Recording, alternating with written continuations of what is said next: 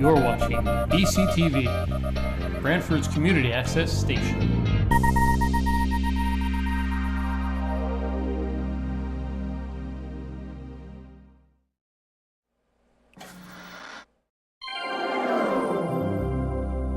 This is BCTV, Branford Government Television, a service of Branford Community Television. The following program is brought to you through the support of the Town of Branford.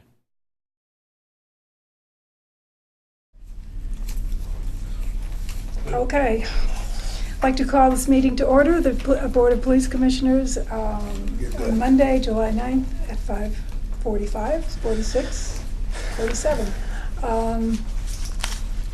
Approval of the minutes for the June 11th meeting. So moved. And all in favor? Aye. Report of the chief. Good evening. That was quick. How was that? Good. That was good, huh? Well, good evening. So I forgot to bring in a piece of paper for you, but I'll explain it to you, and we'll go from there when we get a little further in. In terms we can understand. In terms that you can understand, absolutely. I'll go slow.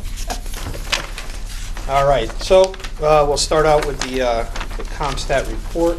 I seem to be lacking paperwork myself here as I'm looking through this, but anyways, let's start off with the ComStat. Starting off with the A Squad on page 3, you can see the statistics for the A Squad, the call for service. We seem to be starting to have another uptick in stolen cars. Folks are not locking their cars, leaving their keys in their cars, and their cars are being stolen. Just a brief interruption. Kevin, our chief, is going to come and address the Pine Orchard Association tonight on this very matter, because like other areas in town, there have been cars stolen, all of which have been unlocked, and many of which have the keys in them or in the car right next door. Same family, take the keys next door, take the better car, you're done. So you gotta lock the car, take the keys inside, don't leave anything in sight. Yeah, so you know, and some people, I saw some people being interviewed in the media that they take the stance that, you know what, I don't want them to break my windows to steal the car. Sure. So what I can tell you is, and what I'll tell everybody is the fact that we have not had one car stolen where they broke the window, okay, to get in the car. They're not hot wiring cars anymore. Okay, they're looking, you have to have a key, okay, the key fobs have to be in close proximity to the car so the hot wiring doesn't really work. So the theory of not locking your cars to prevent your car from being stolen just doesn't work. This is not only a problem in Branford, it's a problem in the state of Connecticut, it's a nationwide problem. I was doing a little research. Florida seems to be one of the worst states that they're having this problem with. It's almost like kids are trying to emulate this Grand Theft Auto game that they're playing and stealing and taunting police when they get into police chases. So please lock your cars, keep your valuables out of your cars. We've made numerous media blitzes on this. We've done what we call the Be Informed alert system. We did a reverse call to every citizen in the town of Branford to have them lock their cars. So this is not only a police problem, it's a community problem, and we need the community to help us to prevent this problem.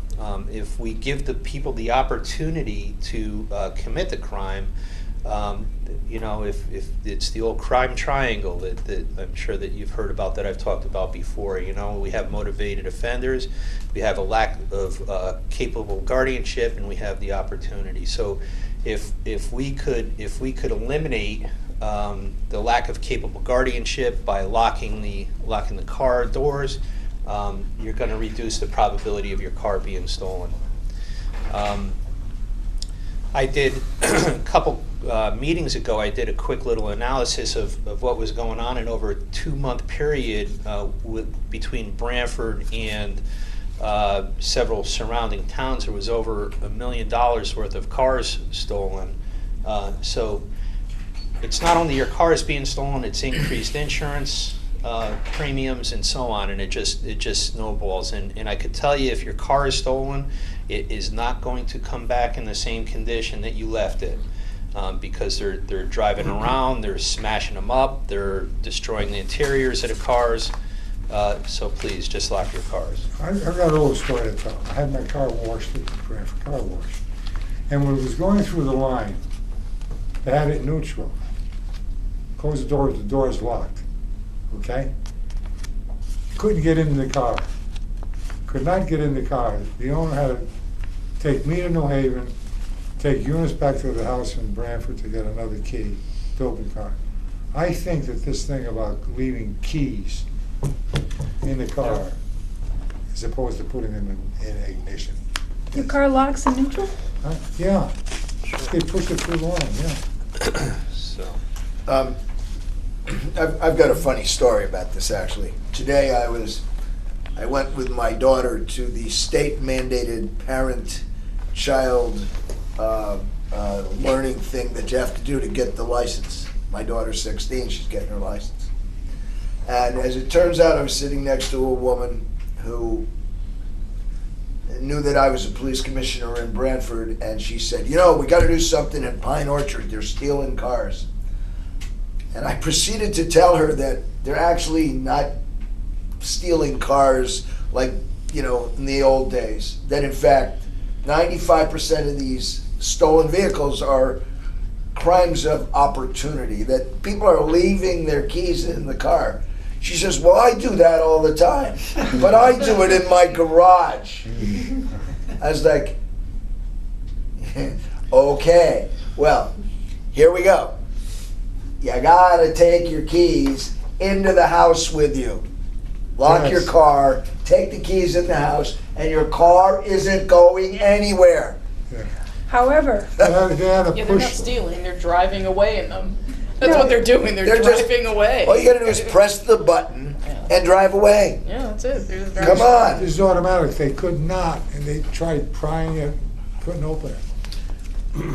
All right, enough said about this, but well, I told Ed, Back up. leave the keys in the car in the garage, because otherwise somebody breaks into the garage and they have a choice. Either they can take the car or then go into the house and come in through the, so give them the car. Well, just to Wrap it up. Well, to kind of expand on that, so what's happening with these people that are stealing the cars is there's a lower probability of people entering your house to steal the car because it relates to a higher crime. Now you're creating a residential burglary, and if there's people living in the house, now you have a home invasion. Okay, so they're not stupid. They're not gonna do that. So the further you move your car away from your house, the higher probability that you are going to have something happen to your car. So in other words, if you park on your street, okay, and it's not very well lit,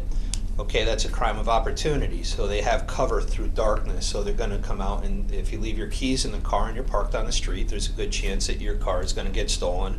Or if you leave it unlocked, there's a high probability that they're going to go through and take the change or whatever they could steal. If you leave your laptop or your iPhone or your wallet or whatever it might be, that's what they're going to do. Okay, they're cautious about actually going up to the house. Sometimes, don't get me wrong, sometimes they get brazen. However, the probability is a lot lower because the crime carries a higher weight, okay? I'm not suggesting that you leave your garage door open with your keys in your car. However, you know, the bottom line is, you know, lock your cars. If you have a garage, use your garage.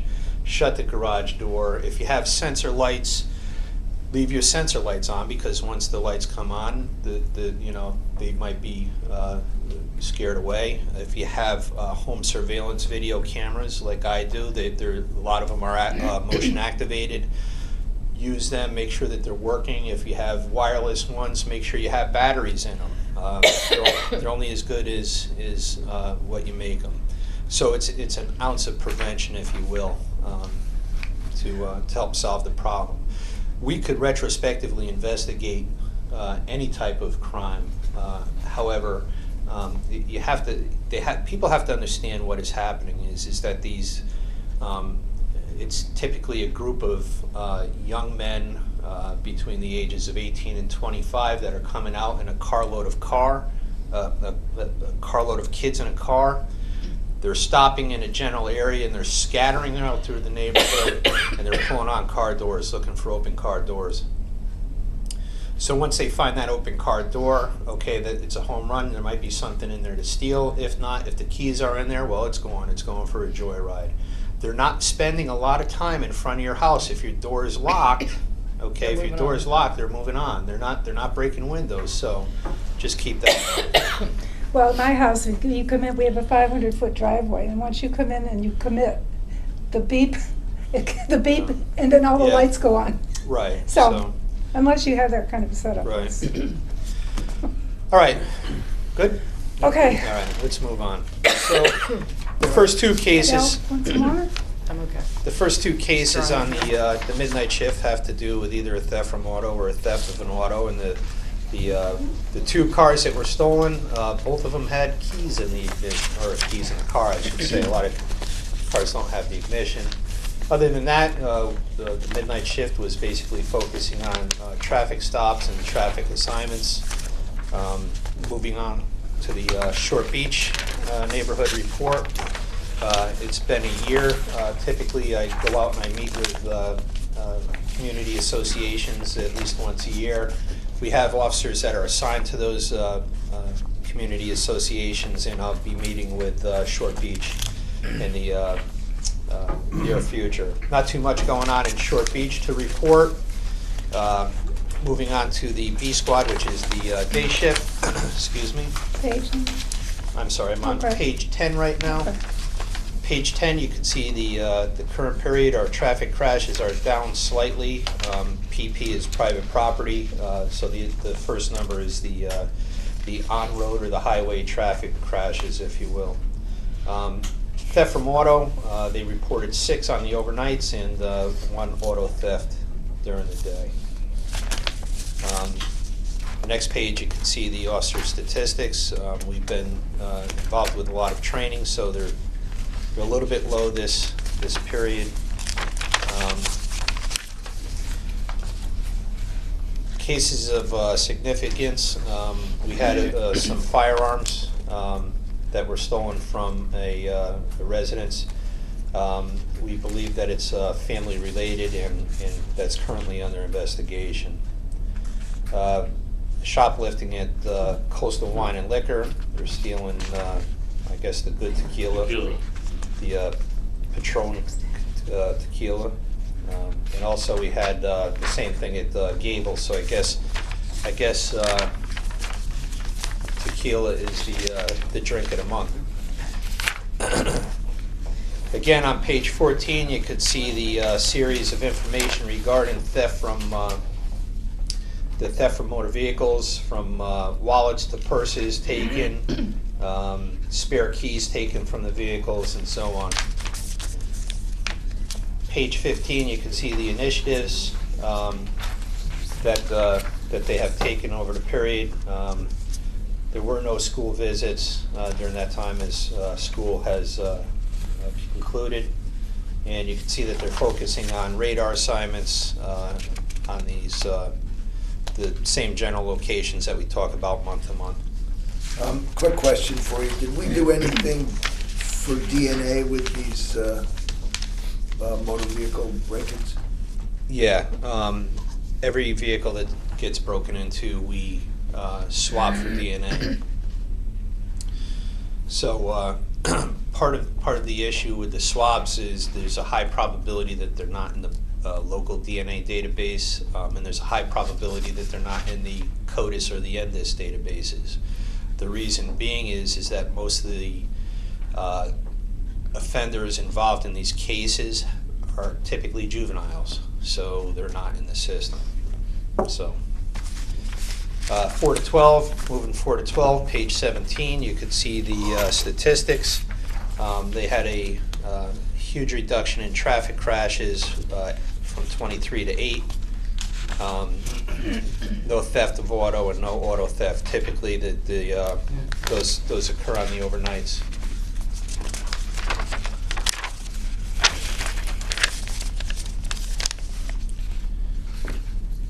So they had a case of possession of narcotics, where the officers were watching a local motel and identified a hand-to-hand take place in the rear of the motel. They executed a motor vehicle stop, and subsequent to a consensus search, they located some heroin and other drug paraphernalia and charged accordingly. We had a couple disputes on the 4 to 12 shift, not of great significance, and again, another possession of drug paraphernalia. Somebody smoking marijuana in the rear of Branford Hills Park on Bourbon Drive, where an infraction was issued. Summertime, we're starting to see some underage drinking. They responded to a loud party on Marshall Road. Of course, the teenagers began fleeing. However, the homeowner was charged with sponsoring an underage drinking party and creating a public disturbance. We had a reckless driving complaint, multiple complaints called the police department reporting a Volkswagen driving recklessly up in the Foxbridge Village area where paving is being completed. The operator was said to have driven at a high rate of speed on a rock and gravel area that children were riding bicycles. After being told to slow down, exited her vehicle and basically told the kids to get out of the road. We were able to locate the vehicle and issue a summons for reckless driving. We also had a DUI in that same general area.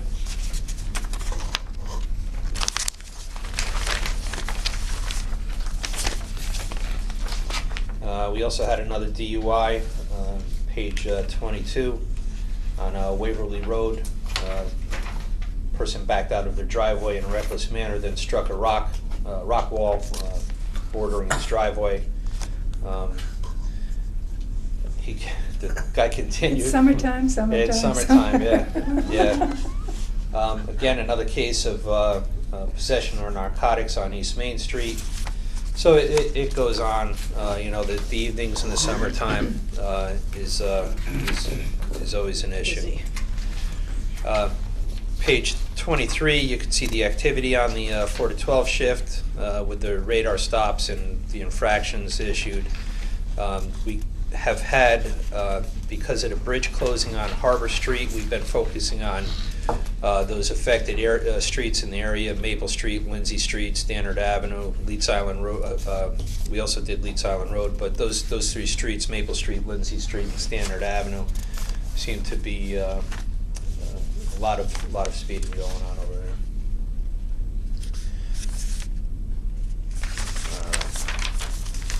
Moving into the detective division. We had a case which turned out to be handled with our detective division. It was a threatening case via text messages. It had to do with juveniles, and that case was followed up by Detective Atkinson in the public schools, the superintendents. They're working that out. Because it's a juvenile case, we're not going to disclose too much information. So on the next page, there's no number on it because I think the graphics. It's 26. Yeah, all right, page 26. Basically, it's a breakdown of the contributing areas that are offering us data on stolen cars. So we're not only tracking where the cars are being stolen from, we're tracking where the cars are being recovered. It's kind of hard to see and understand this, but basically you can see that the cars are being taken from Branford and going as far as Ansonia, Woodbridge, Hamden, in those general areas. Let's see, So basically, you can see that in Branford, we kind of have this almost like a sine wave type of graphic here, that there's a lot of ups and downs, and there's really no rhyme or reason to when and where these thefts are occurring. And that's the problem that we're having. You know, we could have a problem, let's say in Pine Orchard, like Commissioner Goodwin was talking about. We moved to Pine Orchard, now they're up on West Main Street. So it's kind of like we're chasing our tail, and there's no rhyme or reason as to when and where they're occurring. So moving on to the page 31, which is the chart with the current versus prior. So you could see that we have an increase in our Part 1 crimes, and that's attributed to the larcenies and thefts. However, in the quality of life crimes, we're down 26%. So it's the car thefts and the thefts from auto which is really impacting us.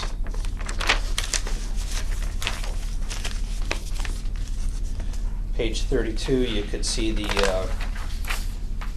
difference. Auto thefts, 2017 we had 17 as opposed to 26 year to date, and the rest of the crimes are pretty much negligible.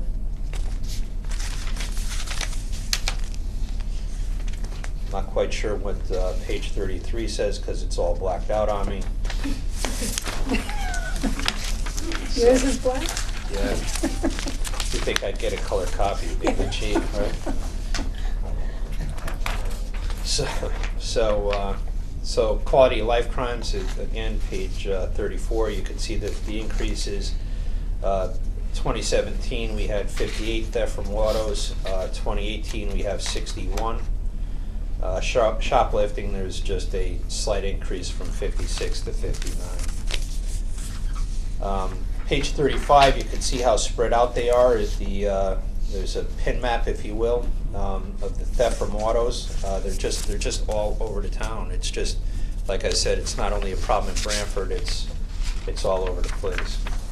The next page is actually a hotspot map, which is kind of hard for you to see, but it's a time comparison, and it's just difficult to even explain without being able to see the colors. So I think in the future I'm going to have her give us color copies so that we could see it. Shoplifting, you can see that Walmart was the high number for shoplifting for the year. The current period, we had 8 shoplifting, 3 of which were at Walmart.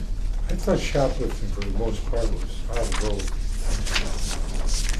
No, not really. With all They the still, cameras and everything. no, they still do it. They still do it. Okay, so Quarry paving? What can you take from quarry paving? I'm not sure what was taken, to be honest with you. So motor vehicle, page 39, you can see the motor vehicle trends by week. And the last page, you can see the motor vehicle crashes, where the hot spots are. And if you look at that one hot spot, which we're going to talk about a little bit later, that's North Main and Cedar. It's hard for you to see on here, but that's what it is. Most crashes occur because people are following too close, or some sort of distracted driving, or fail to yield right away is the number 2. So that's the CompStat report.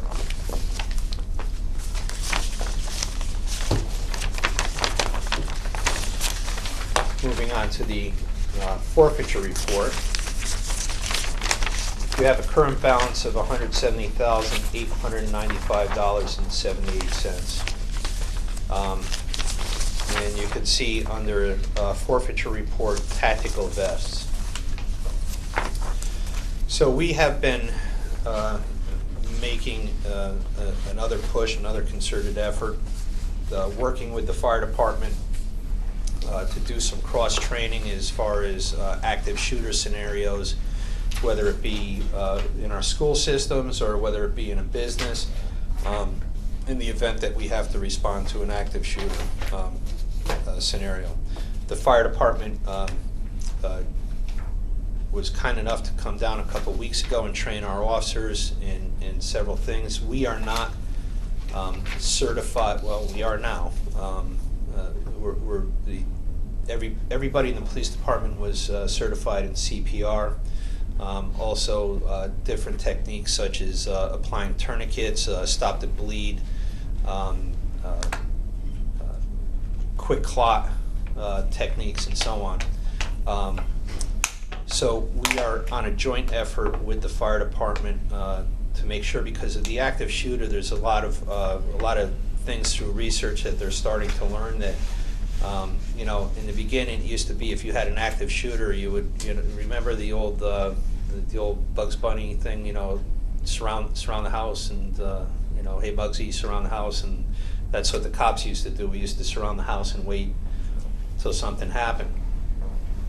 So the thought process has changed. Now on an active shooter, the officers, immediate responding officers, are going to actually enter into an establishment, whether it be a business or a school or whatever it is, and their main objective is to eliminate the threat.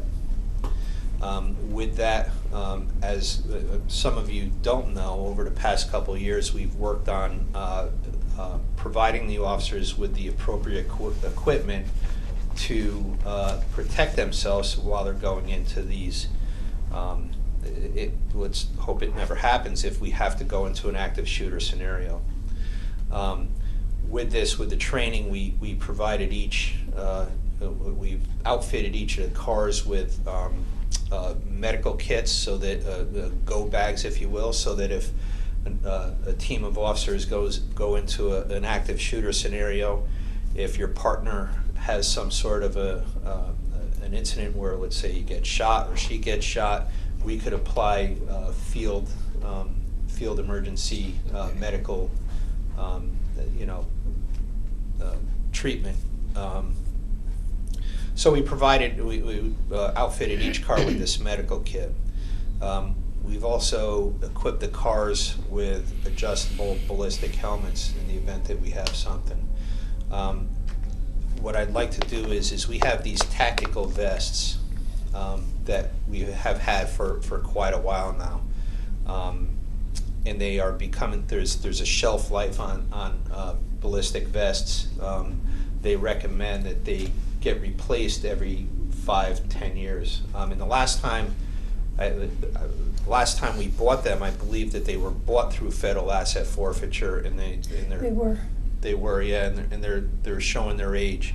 Now, tactical vests, that means bulletproof, basically? Correct. So basically, the officers wear ballistic vests either underneath their uniform shirt, or we have these carriers that it's hard to tell, but they're actually outside and they look like uniform shirts.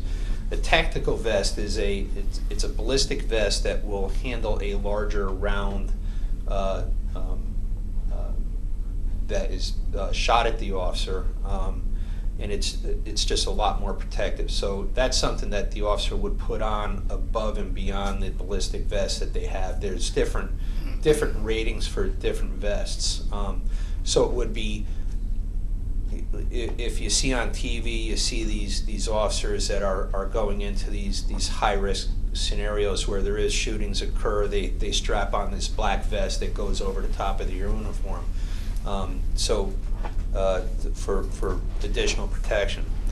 So what I'm basically getting at is I'd like to request that the commission approve me using federal asset forfeiture funds to outfit our patrol vehicles. They're shared, it's not per person, we could share them. Tactical vests. How many are we going to buy, and what's the cost? They're approximately 20 vests. I think it was about $450 a vest. Wow. It's going to be around 12 grand. About roughly. between 12 and 15 grand. Well, I think it's But- worth it. Yeah, so do I. I mean, What about the helmets? what about them? Do we already have those? We have the helmets, yes. Yes. And are those custom No, helmets? we or share them. we share them also? Right, they have quick adjusts on them to put them in the car and quickly adjust it. I could tell you the price might change a little bit because the fire department, getting back to the training, the fire department. So now the new philosophy is the fire department. It used to be the cops used to wait outside and surround the house, if you will. Now we learn that these active shooter scenarios are mostly they're over in a short period of time. Either the aggressor either ends up committing suicide or they're stopped by a police officer going in. So the old school of thought was, okay, let the cops secure the building, and then make sure that everything's secure, but that could take quite a while, and then let the fire department come in. What they found is the quicker that the fire department gets in and gets to treat victims, the quicker or the better, higher probability they have of surviving. So now we plan on doing some joint training with the fire department to get the fire department, the medical people in to start treating them in what you call warm zones. Okay, so it's not totally cleared, but we feel confident enough to bring them in. So the price might vary a little bit because we're going to see if we could get a deal together with the numbers of equipment that we buy. So Are we going to buy for fire as well? No, they're buying their own, but we're going to Try to work it We're together. going to leverage Okay. it together. So we're not going to be surrounding the house anymore and waiting for the fire department to come and they go in? No. No, we go in. We The go police in. go in. Our job is to go in, eliminate the threat, and then get the fire department in there as quickly as possible to treat any victims. And it could be one of our own. It could be It one gets of our- moved back to the warming place, Could if be- you will, it could be where one of they'll our be own. treated. Yeah. It might mean the difference Absolutely. in their life or not. Is there a difference between the sort of a non-SWAT trained officer and a SWAT trained officer in terms of, who's going to do what in a situation like that? Yeah, so yeah, like I said, there's a huge difference in training. The training of a SWAT officer is a lot more extensive than what a patrol officer receives. But and again, in an active shooter situation, between 7 and 15 minutes, the scenario is usually over. The critical point is usually finished. Okay. For us to mount up a SWAT team, usually a SWAT team is good in a hostage situation, that type of stuff, a barricaded suspect. For us to get the SWAT team activated and on scene sometimes could be between 30 and 30 minutes and an hour. Sure. And it's also not just Branford, No, it's regional. it's regional, so it takes a little while for that to happen. So your thought is, just correct me if I'm wrong, is to have this available for every single officer who's on duty in case that officer is unlucky enough to have to go in and stop some lunatic who's an active shooter. Correct. Yeah, I'd like to make a motion that we let the chief within, have discretion to do that up to 15 grand and, or 20. 20. 20 grand if you like. 20. Okay. Do I hear 30? Okay. All right. All those in favor? Second? Aye. John, seconded. Aye. Second. Aye. Okay, so the next item on the agenda is the budget. We're at that point in time where we need to make some year-end transfers. Not very many transfers to make. So the first one is we need to make a transfer from our sick account to accumulated sick in the amount of $12,377.60. This is a payout through collective bargaining from somebody leaving the department. What's your recommendation on that, chief? I reckon. to do it. We have to We do have it. to do It's it. it's per I contract. mean, you don't want to argue on it. No. No, it needs to be done, Yeah. period. So the next item is from communications to radio communications. That was we made a purchase of a car radio, and there was a discrepancy in the purchase order, and that was for $541.10. So the next item is safety supplies, $1,458.36 over to equipment. And that is basically a Munis compliance issue where we had to replace our, I think it's called an ultrasonic gun cleaner piece of equipment that we had. So that would be the final transfer that we would have to make. I'd like to make a motion to approve. Second. All in favor? Aye. Okay. Personnel section, we have one officer out on injury leave. That would be How's Sergeant Eula doing? Sergeant Eula. He's doing much better. He was actually here tonight, and hopefully he will be back with us soon. We're looking That forward. was one of the officers that got hurt Right, in that he North was Haven incident. exactly. He was one of our officers on the SWAT team in the North Haven incident. Officer Hurton is currently out on light duty for an arm injury, and hopefully he should be back in. He was the other one that was hurt. Well, This was different. this Yeah, was. no, I know. Well, he was also at the incident in North Haven. However, Yeah. this is a completely separate incident. Separate incident. Right. So that's my report. Okay, I recommend we approve the report of the chief. I second that. All in favor? Aye. Traffic. I remember this one. Yep, 4 items.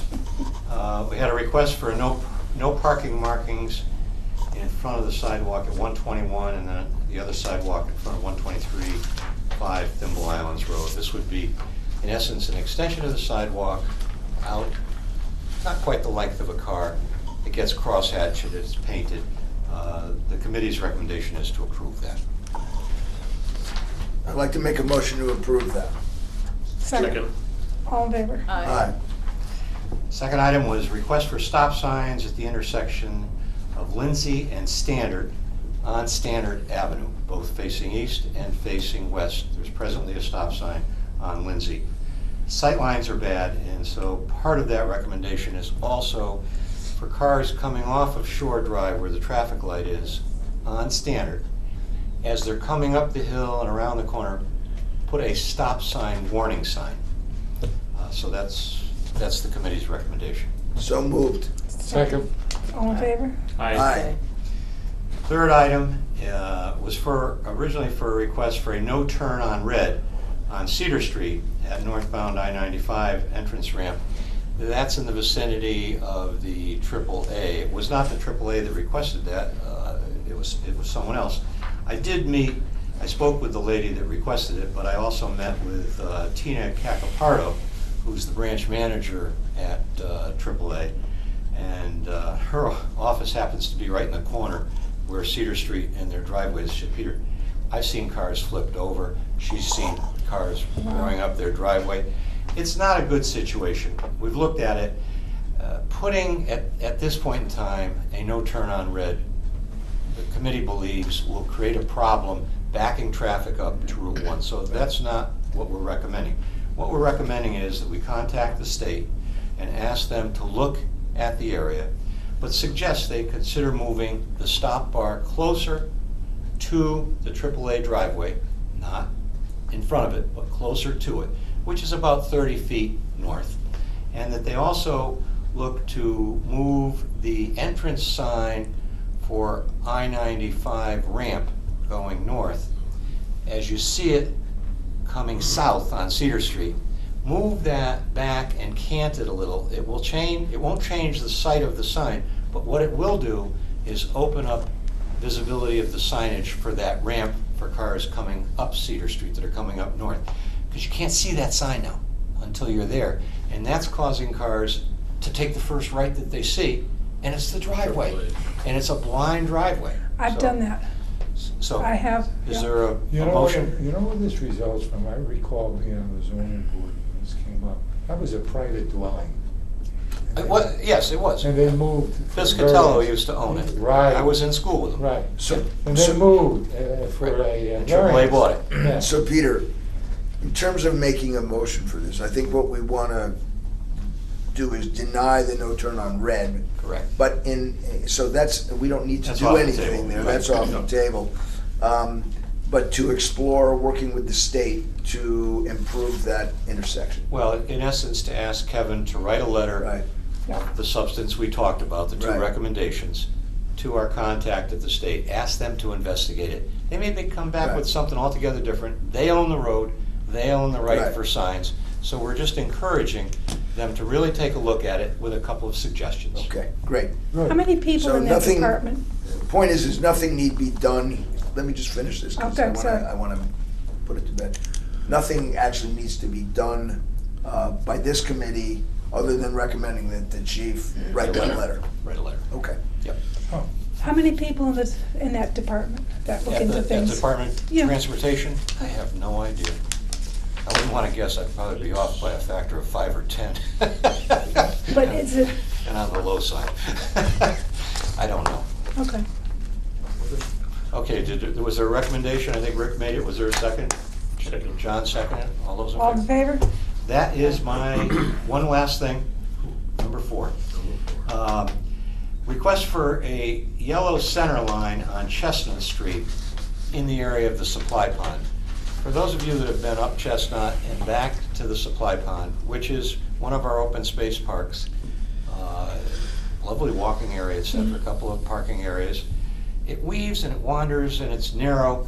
I met with 2 of the folks from Public Works this morning. They're going to see that the overgrowth of hedges and weeds is cut back. But what we want to do, what the committee's recommending, is a center line from about 150 feet. There's already one right at the bridge, but extend that back south toward Route 1 and extend it west from its other end until the sight lines are better. And it's just extending an existing yellow line, so. I'd like to move that we Yeah, include the parking lot in that, yep. I'd like to move that we recommend that we do that and contact Public Works to get it done. Second, Second. All in favor? Aye. Okay, that, that's my report. also, there is not a meeting next month, right?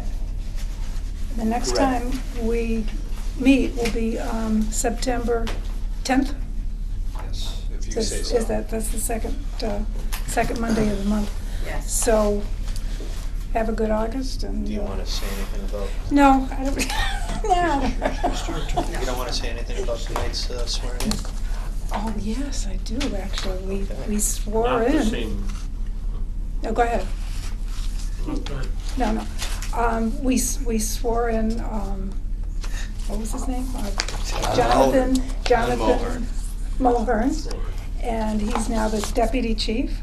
And it was very well attended. And how many people do you think? I'm not sure. No, we had, Like 50. I think his prior chief now was there from North Haven. Yes, he was, His wife and yep. 2 boys were there. They helped pin the The- badge on, yep. which I thought was very nice. And I'm very optimistic personally that John will make a great deputy. No doubt about it. Yes. And you've worked with him this week, all this week? Yeah, I have. He started on Monday last week, so he's been here for 6 days. He's hit the ground running. He is now going out and meeting with all the officers individual, kind of getting the lay of the land, and I see that he's going to be a great fit with the department. I don't think that it's going to take much to get him up to speed. He already is familiar with a lot of our processes. Our software, we use the same types of software, our in-house software, our financial software, and so a lot of the processes are the same, and I'm glad to have him on board. I'm excited to work with him, and I wish him a lot of luck in his career with the Branford Police Department. That's great.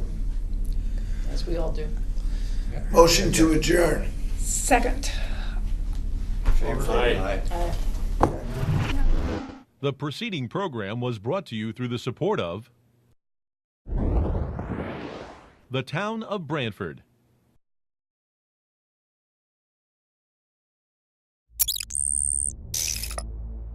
Watch town meetings or other videos on demand at BranfordTV.org.